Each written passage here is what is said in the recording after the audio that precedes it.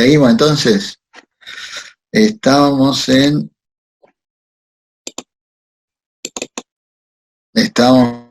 lo que era los subsidios del Estado, ¿sí? Que muchas veces se usan también para ese tipo de asentamientos de empresas y demás, los diferimientos impositivos. ¿Qué son los diferimientos impositivos? Y bueno, dicen, miren, si ustedes se instalan en este lugar, o en esta determinada provincia, en este determinado centro industrial, tienen la posibilidad de pagar el IVA, digamos, tan exento de IVA, o difieren el IVA, mejor dicho, es el término, difieren el pago de impuestos a 10 años de aquí en más. O sea, recién a partir de los 10 años, vos me vas a devolver el IVA, y le estoy hablando a valor histórico, que fuiste generando en estos últimos, por ejemplo, 5 o 10 años. Por supuesto que eso es un incentivo sustancial para que las personas, para que los empresarios se instalen en determinado. A ver, hay muchos ejemplos de diferimiento impositivo. El diferimiento impositivo en San Luis, por ejemplo, en Villa Mercedes, diferimiento impositivo en Catamarca, así de los más conocidos, ¿no es cierto? Bueno, esta es una forma de financiar sumamente interesante para las empresas que necesitan algún tipo de desarrollo. Bueno, no es poca cosa el hecho de no pagar IVA o diferir el pago del IVA durante 10 años y recién pagarlo a partir de los 10 años y sin intereses. O sea que eso es muy, muy importante. Otra cosa que menciono acá, que pueden ser también usadas para el financiamiento externo o ajeno, es el hecho de las moratorias impositivas, la posibilidad que da el ente fiscalizador, recaudador de los estados, ya sea municipal, provincial o nacional, de recurrir a moratorias, ¿sí? Donde se le da facilidades de pago al contribuyente para cumplir obligaciones que han sido impagas o obligaciones vencidas. Eso también es una forma de financiamiento externo a largo plazo, ¿sí? Bien. Bueno, esto es una ayuda de memoria para mí, sin garantía o con garantía, me parece, ya lo hablamos, puede ser sin garantía. Normalmente los financiamientos a corto plazo son, obviamente estamos hablando de financiamiento externo, generalmente son sin garantía y con garantía, que pueden ser garantías personales. O sea, garantías personales quiere decir cuando una persona le hace de garante a través de su única firma a otra persona, ¿sí? Y con otras garantías también puede ser, ya lo mencionamos, las hipotecas y las prendas.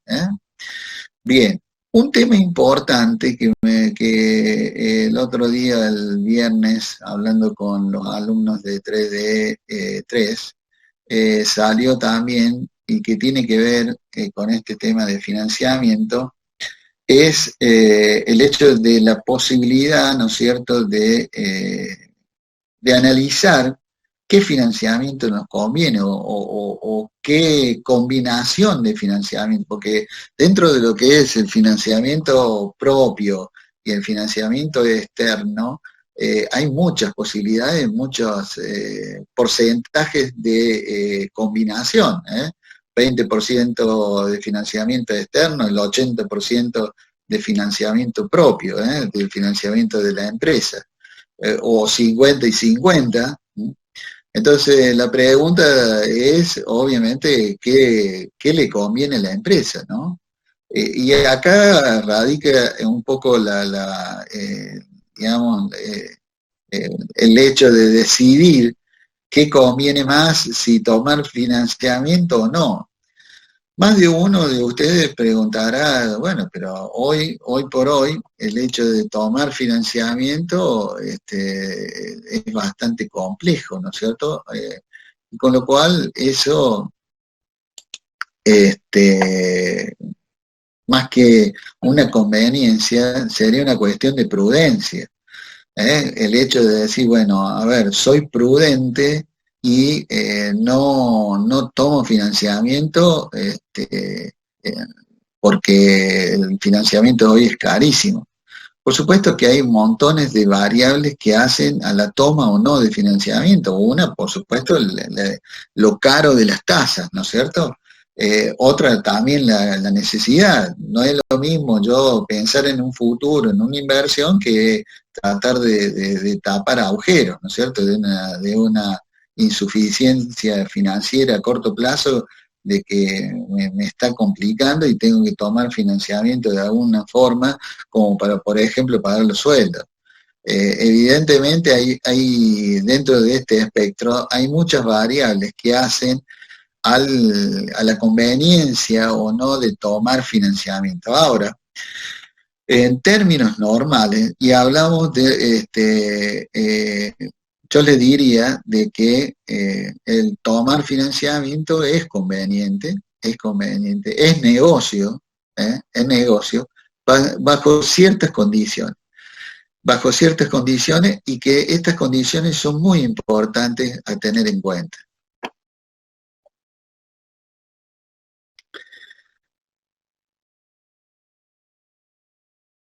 El que, no,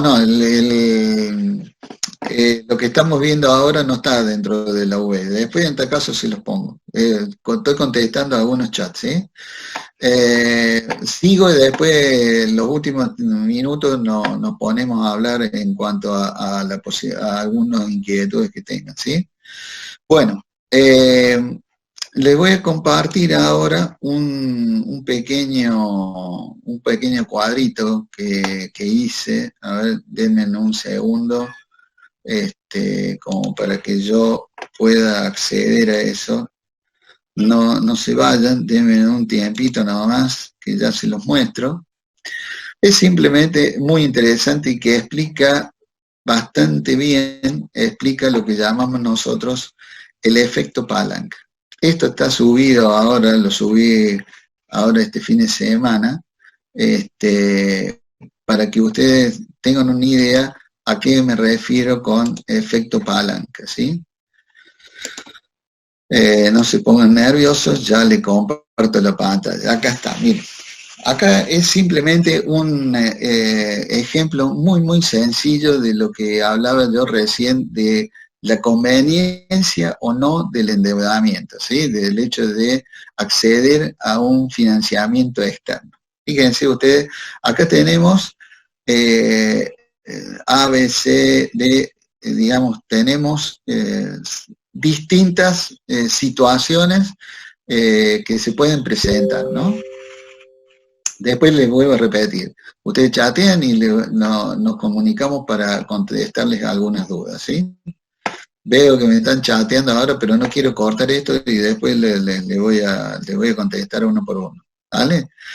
Rentabilidad. Fíjense, endeudamiento nulo, o sea, yo todo el activo, acá está, activo, pasivo y patrimonio neto, ¿sí? Activo, si me siguen, son todos los bienes, ¿sí? Son todos los bienes de la empresa que necesita para su actividad normal. Pasivos y patrimonio neto es la fuente de financiamiento de esos activos. Por supuesto que es la suma del pasivo y el patrimonio neto tiene que ser exactamente igual al activo. ¿No? Ese es un principio contable que debemos cumplir. En realidad eso se llama ecuación patrimonial. El activo iguala al pasivo más el patrimonio neto. Pasivo, la fuente de financiamiento de terceros, y patrimonio neto, las fuentes propias, ¿sí? La rentabilidad, en este ejemplo, dice, bueno, vamos a tener una rentabilidad del activo, hace un ejemplo con un activo de 100 pesos, ¿sí? La rentabilidad del activo en este ejemplo es el 10%, En el caso A, el endeudamiento es nulo y el 100% está financiado con capitales propios. ¿Qué quiere decir? Que si la rentabilidad, o sea, lo que yo obtengo con esos activos es el 10% de utilidad, de rentabilidad, la rentabilidad del capital que invierten los dueños, o sea, del patrimonio neto, es del 10% también. O sea, comparten la rentabilidad de los activos del 10%, la rentabilidad del capital propio es también del 10%, porque no existe endeudamiento, o sea, no tengo que pagar costos de endeudamiento, costos de pasivo. Bien, vamos a un caso B. En este caso, los mismos activos, o sea, 100 pesos de activos, están financiados un 50% con fondos propios y un 50% con fondos de terceros. También, la rentabilidad del activo sobre el activo es el 10%, ¿sí? Con lo cual, si yo tengo que pagar el 10% del costo digamos, si yo tengo que pagar la misma proporción, o sea, si a mí el costo de ese endeudamiento me sale el 10%, que es el costo del pasivo, ¿sí? Ese costo de pasivo me lleva el 50% de mi utilidad. Mi utilidad, les vuelvo a repetir, son 10 pesos, porque 100, el 10% de 100 de los activos son 10 pesos. Entonces, si yo invierto el 5% y si yo invierto 50 pesos y 5 pesos es mi rentabilidad, quiere decir que la rentabilidad se mantiene en un 10%. ¿Sí?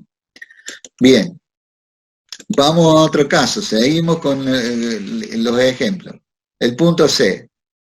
Vamos a suponer que ese mismo endeudamiento, tomamos ese mismo endeudamiento, pero en vez de al 10%, al 8%. O sea, un menor que la rentabilidad sobre el activo. O sea, el costo del dinero que me prestan terceros es al 8%, menor a la rentabilidad que tiene el activo, ¿sí? Si hacemos un cálculo, la renta del activo acá, como decíamos, es de 10 pesos. El costo del endeudamiento sería 8% sobre 50, que son los que me prestan los terceros, son 4 pesos. Con lo cual me quedan a mí, como dueño de la empresa, 6 pesos. Esos 6 pesos, respecto de 50 que invertí, representa el 12%. Fíjense que yo tengo una mayor rentabilidad con un 50% de endeudamiento y a un costo del 8%, que si no tuviera endeudamiento, como en el caso 1, y si el endeudamiento fuera igual que el costo de la renta, del activo. ¿Eh? O sea que si yo me puedo endeudar a un costo por debajo de lo que rinden mis activos, tengo un efecto palanca positivo. Fíjense, vamos con mayor endeudamiento todavía, a un 8%. La renta del activo sigue siendo la misma en el ejemplo, 10 pesos. Pero ahora pido prestado 75. Y esos 75, sobre esos 75, los acreedores me cobran el 8%, que son 6 pesos. De esos, si a 10 le restamos 6, que es el costo de los intereses que me están cobrando, me quedan 4. Pero yo invertí 25 acá en este ejemplo. Y 4 sobre 25 es el 16%. O sea que yo por cada peso de capital invertido propio, estoy obteniendo más ganancias en términos porcentuales al tener mayor endeudamiento con un costo siempre por debajo del rendimiento de los activos. Bueno, obviamente que eso también se acentuaría mucho más en el caso de que me endeudara en un 90% con un costo del 8% del endeudamiento. Pero ahora, ¿qué pasa si ese endeudamiento no es tan barato? Porque imagínense, Si yo tengo el 90% de mi activo prestado, o sea que yo solamente pongo el 10%, los bancos, en el supuesto caso de que pidiera prestado un dinero, los bancos obviamente que me observarían a mí como un bicho de mucho riesgo, porque si el 90% de lo que tengo me lo prestaron, y ahí quiere decir de que hay un riesgo por demás elevado, ¿no es cierto? Pero fíjense este ejemplo, endeudamiento al 50%, y acá un costo ya por sobre el rendimiento de los activos, o sea, un costo del 12%. ¿Qué pasa en este caso? En el supuesto que yo pudiera endeudarme en un 50%. Ya la renta no es la misma, ¿eh? La renta del capital propio, yo ya estoy perdiendo plata ahí, ¿eh? Porque seguimos con el 10% del rendimiento de los activos, son 10 pesos. El costo del endeudamiento, en este caso, el 12% sobre 50, que son los que me prestan, es el 6. 10 menos 6, que son los intereses, me quedan 4 pesos. 4 pesos respecto de 50 es el 8%, o sea, ya ahí, en esas condiciones, ya estoy perdiendo plata y no me conviene endeudar. ¿Ah? Entonces, eso es lo que hace el efecto palanca respecto a las posibilidades que tiene una empresa, acá dice, distintos esquemas de rentabilidad empresaria, es decir, ¿qué pasa con el endeudamiento? ¿Me conviene o no me conviene? Bueno, a partir de este análisis que uno hace, muy sencillo, muy global, puede llegar a determinar qué nivel de endeudamiento, o sea, de qué forma yo me puedo endeudar y en qué costo yo me puedo, cuál sería mi límite en cuanto a costo para poder endeudarme en un futuro y por supuesto, tener un efecto palanca positivo, ¿sí? Bien. Ahora vamos a empezar a responder las cuestiones acá que tienen ustedes, que son muchas por lo que veo, así que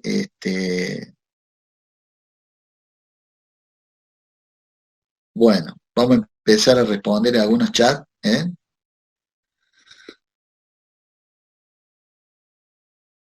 Para capacitación del personal, no entiendo, pues yo calculo que debe ser el financiamiento o los subsidios. Pueden ser las dos cosas, ¿no es cierto?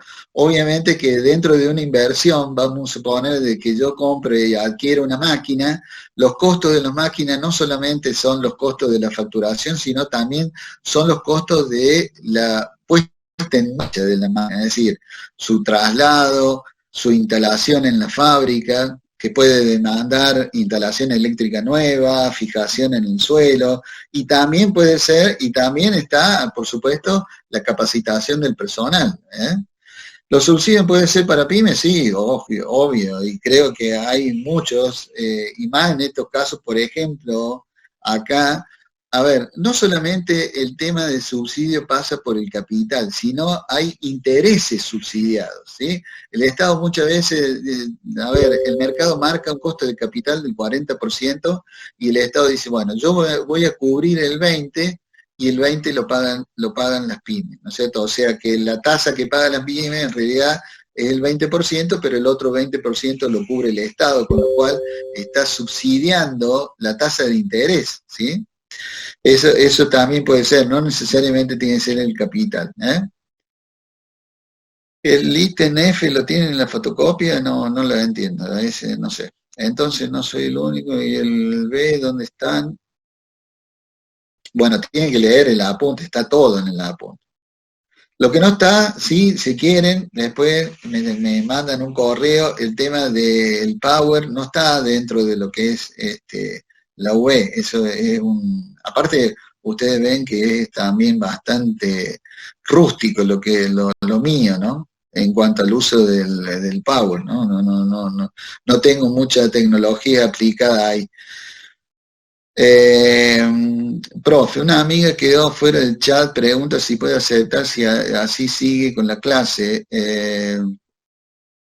yo admitía todo. De todo modo, esta clase la vamos a repetir, una clase espejo el viernes. Aquel que no pudo entrar o que tenga alguna duda más allá de esta clase,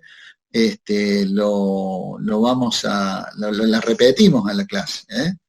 Grabe la clase, pero no la voy a grabar a la clase, yo prefiero dar la clase repetida, o sea, doy 2 veces la clase el día viernes a esta misma hora. El que no puede entrar, entra el viernes a esta misma hora, ¿sí? O sea, a las 16 empezamos la reunión el día viernes. En el grupo dicen que hay chicos en sala de espera. Yo he estado poniendo todo, acá me están marcando 137 participantes, así que calculo que están casi todos. Y he estado incorporando. Lo que pasa es que se han ido incorporando tarde y eso ahí, sí, el viernes voy a dar la misma clase. El concepto del leasing operativo, sí, ¿puede explicar el concepto del leasing operativo de nuevo? Sí. El leasing operativo, o sea, el dueño del bien que se está arrendando, o sea, el arrendador, ya no es el banco, sino es el propio fabricante del bien, ¿sí? O sea, a ver, ¿cuál es la diferencia entre el leasing operativo y el leasing financiero? ¿Quién es el titular del bien? En el caso del leasing financiero es un banco o una entidad financiera. Y en el caso del leasing operativo es el propio fabricante del bien. Ahí radica la diferencia, ¿sí? En el caso del leasing operativo normalmente es así, el arrendador se hace cargo de todo el mantenimiento del bien, o sea, provee todo lo que hace al mantenimiento y a los insumos necesarios para que el usuario, o sea, el arrendatario en este caso, pueda disfrutar del uso del bien sin ningún problema. Por ejemplo, una máquina fotocopiadora que se adquiere en leasing a, por ejemplo, Xerox o Canon, lo mismo. Canon se tiene que ocupar de mantener la máquina y de brindar, por ejemplo, el toner, ¿sí? Entonces, ahí consiste en el leasing operativo. Llegado el término de contrato, normalmente el leasing operativo renueva la máquina, ¿sí? Te da una fotocopiadora nueva, y retira la vieja. Eso también está especificado en el contrato del leasing y en eso consiste, ¿no? Espero que hayas entendido, Lucila, el tema del concepto del leasing operativo. Está subido el Excel, está subido. El parcial tiene fecha, sí, semana aproximada a mediados de mayo. Así que sí, se tomaría por Classroom o UV por internet, sí.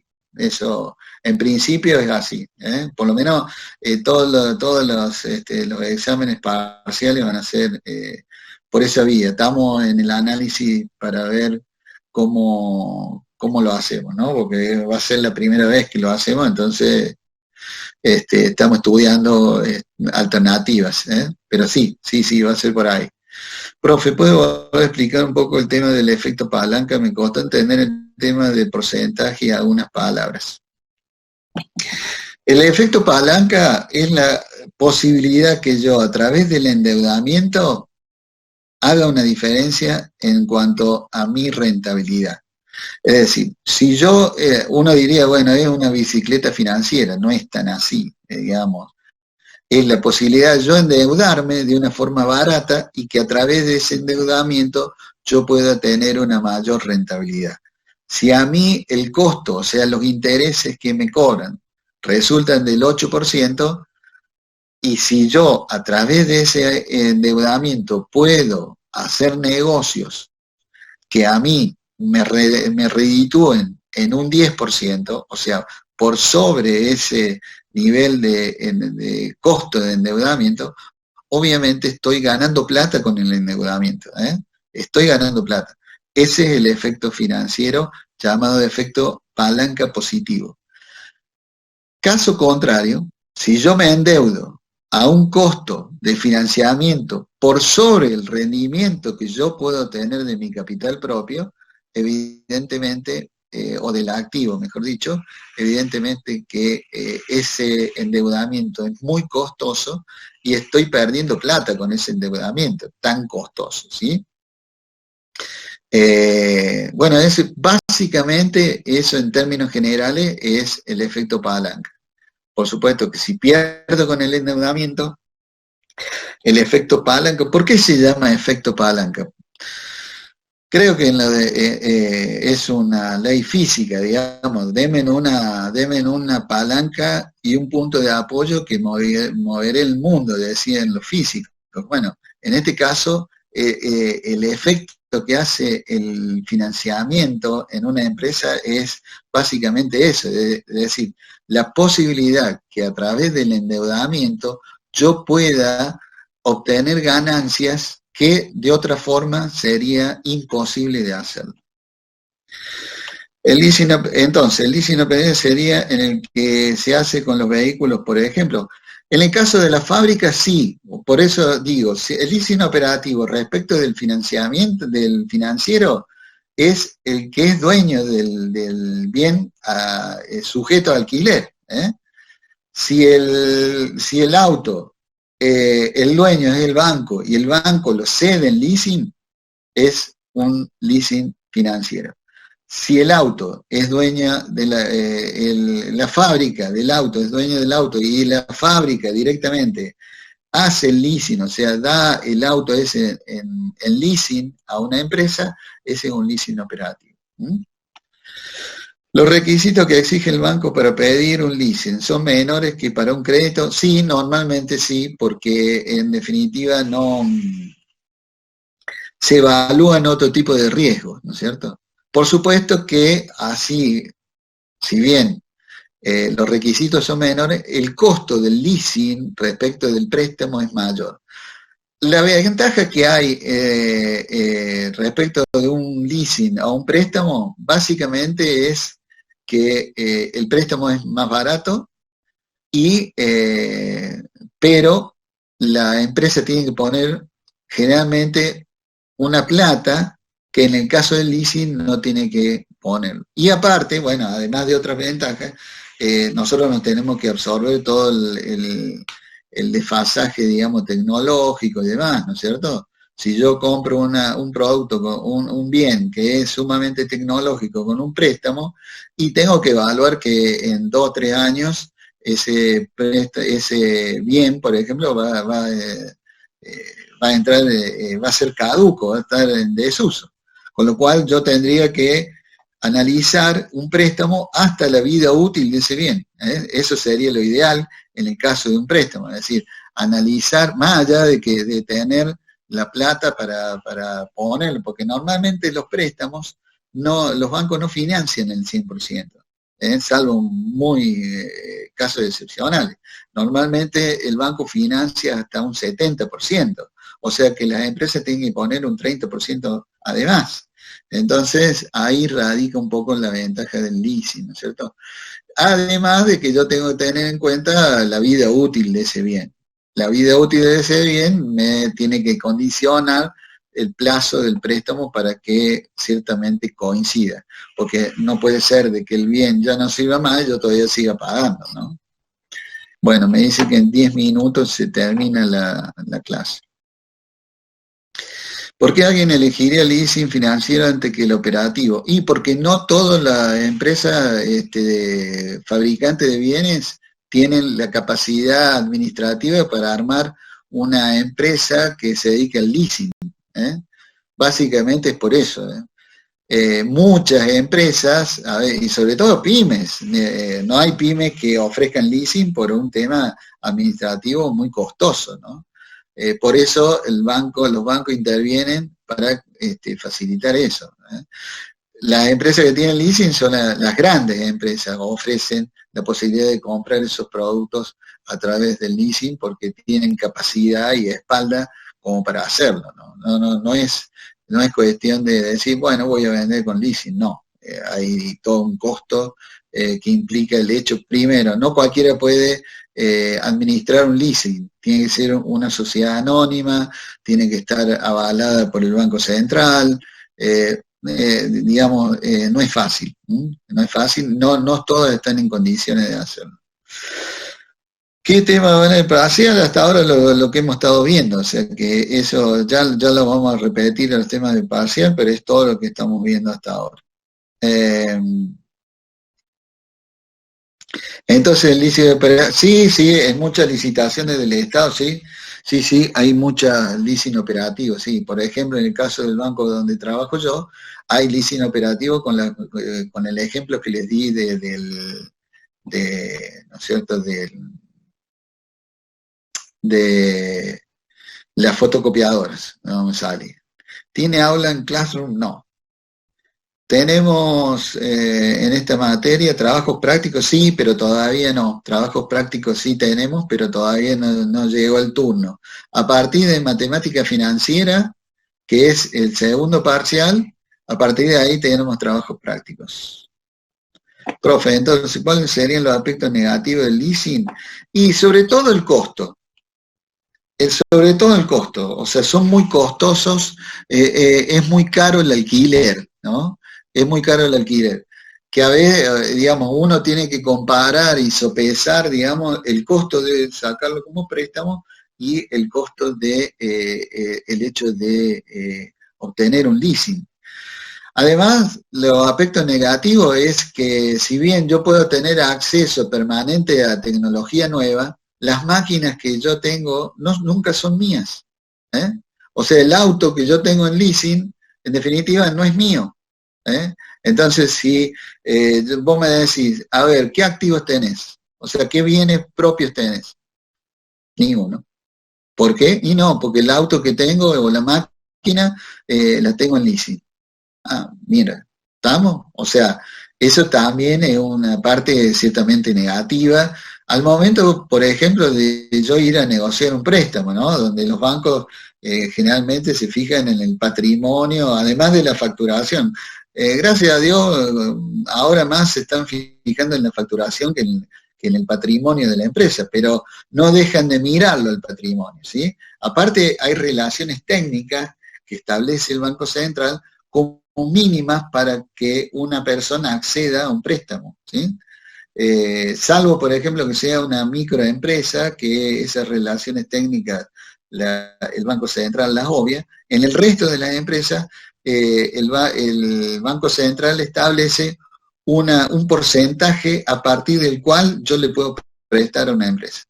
Entonces, esa relación mínima que me exige el Banco Central, si yo tengo todo en leasing, no lo voy a poder concretar nunca y medio que como que estoy afuera del mercado de préstamos, ¿no? No sé si alcancé a explicarse eso, Santiago.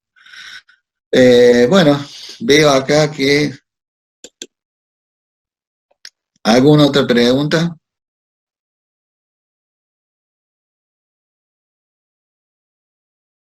Bueno, me alegro que hayas entendido, Santiago. Todo de 10. Bueno, Iván, muchas gracias. Les vuelvo a repetir lo que le dije en primer clase. No estamos acostumbrados a esto. Y bueno, a veces cuesta un poco que... Obviamente que uno quiere que ustedes entiendan todo y muchas veces les veo la carita en el aula y ahí me doy cuenta qué es lo que no entienden y qué es lo que no entienden. Cosa que acá no puedo hacerlo y bueno, eso te cambia un poco la perspectiva de en cuanto al dictado de la clase. Pero bueno, está muy bueno esto. Y bueno, como les digo siempre, cuídense, cuiden a sus viejos, a sus abuelos, cuídense ustedes, ¿sí? Eso, el que quiera reforzar todo, el viernes volvemos a dar la clase, así que preparen preguntas, Y si no son muchos, si no son muchos, habilito el micrófono para que eh, intercambiemos opiniones ahí en lo más ordenado posible, ¿sí? Un abrazo a todos y nos vemos el viernes, si Dios quiere.